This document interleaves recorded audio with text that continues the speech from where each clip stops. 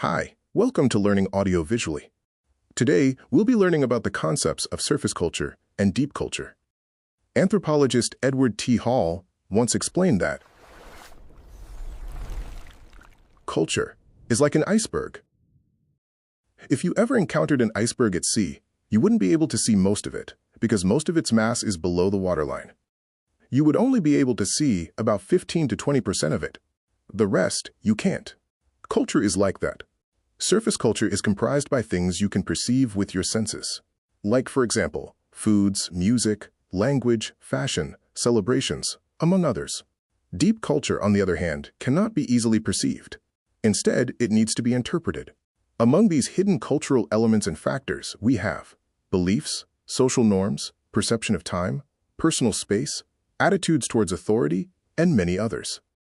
In order to further explain their differences, we will use some clips from the documentary, God Grew Tired of Us, which tells the story of a few refugees from Sudan who were forced to flee their homeland during their childhood, escaping from war, and eventually were granted asylum in the United States.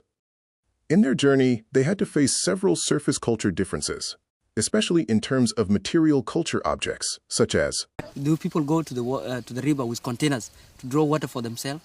For bathing, shower. How does it look like? Shower. There is something called apartment. I've never met, and I've never seen it. I've never used electricity, so I imagine it is really very hard for me to do that.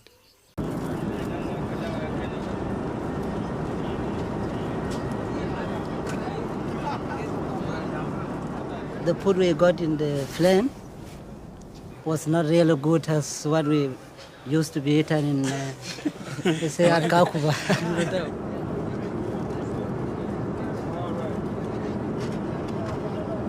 It tastes like soap, that small one. I don't know if it is soap or bitter real. I just eat because people say it's food, eat. But when I try to taste, it's like soap actually. And even now I cannot tell. Is that meat? Is that milk? Is that ghee? I cannot tell. These were just some of the surface cultural differences they faced. Let's take a look at some of the deep culture ones. Specifically, social norms. These are the shared expectations and rules that guide the behavior of people within social groups.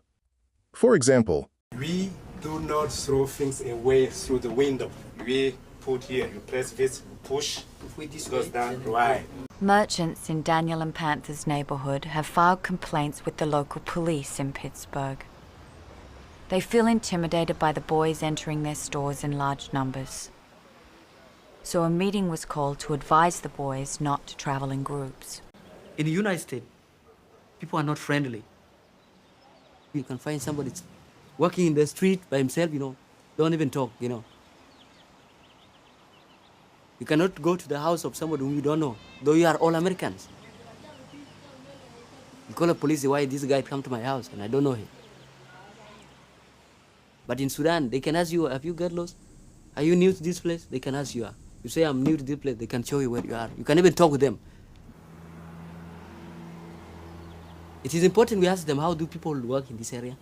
How do people feel when you ask somebody, now can you show me a way? How do he feel, That's difficult, you cannot even ask him because these are different people. Huh?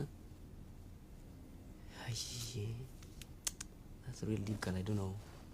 How are we going to be acquainted with this life, really? their experiences dealing with differences in social norms illustrates how difficult it can be to understand deep culture. In this sense, it is important to point out that social norms vary in how explicit they are and are interconnected with other elements of culture. Let's take, for example, in the United States, we had this only one wife. These things are going to affect us. Certainly, the United States favors monogamy, but this is not just an implicit social norm. In fact, having more than one wife is very explicitly banned by law. This goes to show that not all cultural social norms have the same level of explicitness. In addition, this social norm does not exist in a vacuum. It is deeply interconnected with, among many other things, the beliefs and attitudes towards core social institutions, such as family, as well as the ethics of gender relationships. Let's take a look at another example. Never. But that is Senecos. The Senecos. And how does it connect it with the birth of Jesus Christ?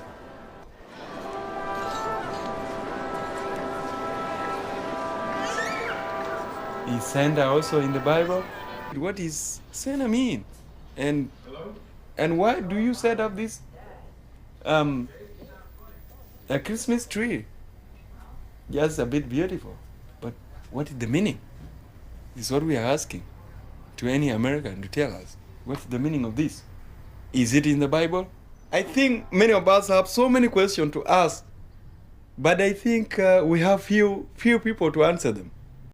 Let's analyze this example.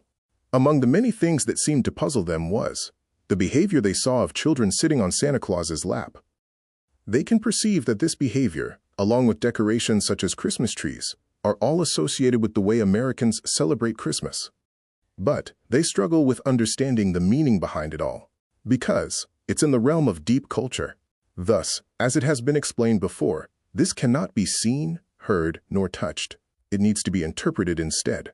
In the United States, it is customary for children to queue in line in order to tell Santa what they wish to receive as a Christmas present.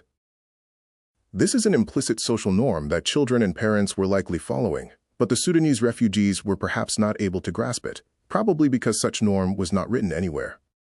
But more importantly, the meanings of the social norm itself, along with all the iconography regarding Christmas celebrations, such as Santa and Christmas trees, are tied with a set of beliefs, assumptions, worldviews, etc., that are radically different to those held by the Sudanese refugees. Since they do not share nor understand these deep culture elements, it is difficult for them to grasp the rest. These cultural differences, experienced by the Sudanese refugees from the documentary, are just an example. Regardless of your nationality, race, location, or creed, whenever you enter in contact with a foreign culture, you are likely to have similar experiences as the Sudanese refugees did. I hope this video helped you understand a little bit more about surface and deep culture. If you liked this video, please don't forget to like and subscribe. Let us know in the comments if you have any other examples of social norms or surface and deep culture.